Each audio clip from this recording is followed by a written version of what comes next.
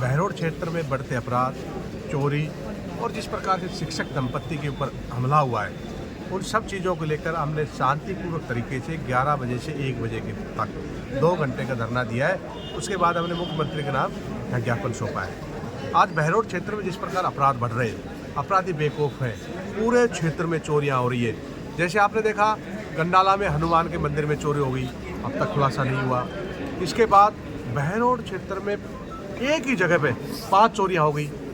उसके बाद कह रहे दोबारा भी चोर आए, इतने वो बेखौफ हो रहे हैं, उसका कोई खुलासा नहीं हुआ। अब खुलासा तो छोड़िए, उसके बाद लगातार चोरियां बढ़ रही है। कभी कोराना में चोरी हो रही है, कभी धमी में चोरी हो रही है, कभी पता लग रहा है या इंदिरा कॉलोनी में चोरी हो रही है। रोजाना सुबह अखबार पढ़ते सबसे पहले आता आज वहाँ चोर घुस गए, आज वहाँ चोर घुस गए। रोजाना बाइकों की चोरी हो रही है। इसके अलावा पिछले महीने पीएचडी विभाग की भी 18 से 20 मोटरें चोरी हो गई। सरकारी विभाग भी सुरक्षित नहीं है, एक भी चोरी का अब तक खुलासा नहीं हो पाया। हम पहले एक बार डिप्टी साहब से मिले थे, हमने डिप्टी साहब से कहा कि भाई हम भी चाहते हैं, हम प्रशासन की मदद करना चाहते हैं, उनका सहयोग करना चाहते हैं, हम अड़चन पैदा नहीं करना चाहते। कोई मुद्दा लेकर उसको खड़े हो गए, हमें पता है कि प्रशासन को उसके लिए समय चाहिए। हमने डिप्टी साहब से पूछा भाई आप कितने दिन में इनका खुलासा कर देंगे। उन्होंने हमें कहा 5 से 7 दिन का समय लगेगा, लगभग हम पूरी कोशिश करें पहुँच जाएंगे।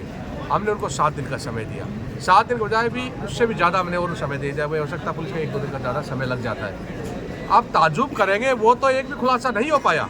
लगातार चोरियां बढ़ती रही। चोरियों के साथ साथ फिर पिछले दिनों उनके बाद आपने देखा इस प्रकार शिक्षक दंपत्ति सुबह सुबह घूमने के लिए जा रहे थे, उनके ऊपर जानलेवा हमला हुआ, पूरा सीसीटीवी में कैद हुआ है। आज उसमें भी कोई खुलासा नहीं हुआ।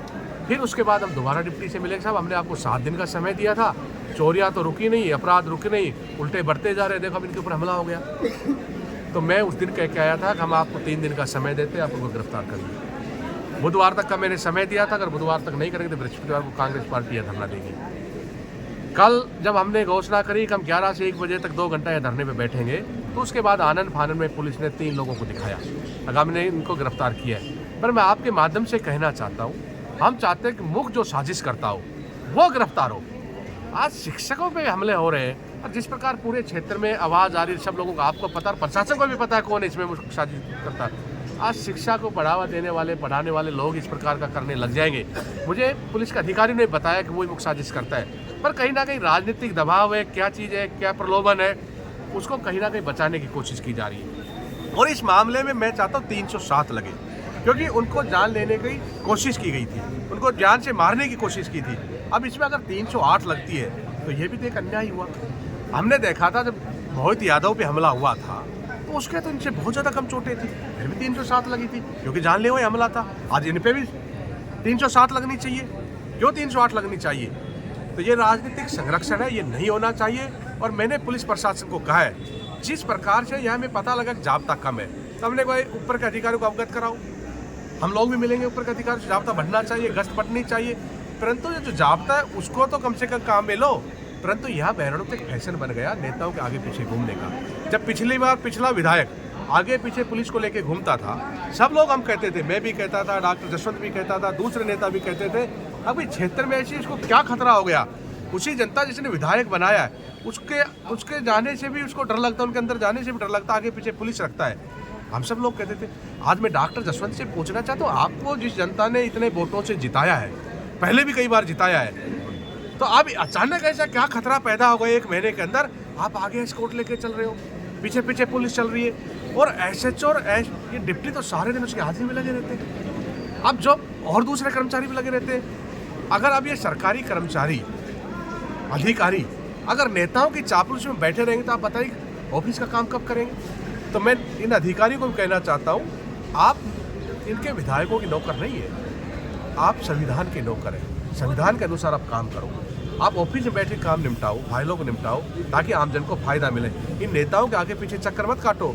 नौकरी तो आज यहाँ करनी है, कल दूसरी जगह करनी, स्थायित्व को रह नहीं सकता है, पर केवल खुशामद करने के लिए नेताओं को उनके पीछे सुबह शाम चक्कर लगाते रहते। अब एमएलए तो तीसरे दिन का क्षेत्र में आएगा, दूसरे दिन आएगा। अब अगर कोई एमएलए शोक सभा में जा रहा है तो पीछे पीछे एसडीएम भी जा रहा है, डिप्टी भी जा रहा है, एसएचओ भी जा रहा है। ये हालात पैदा हो गए इस क्षेत्र में।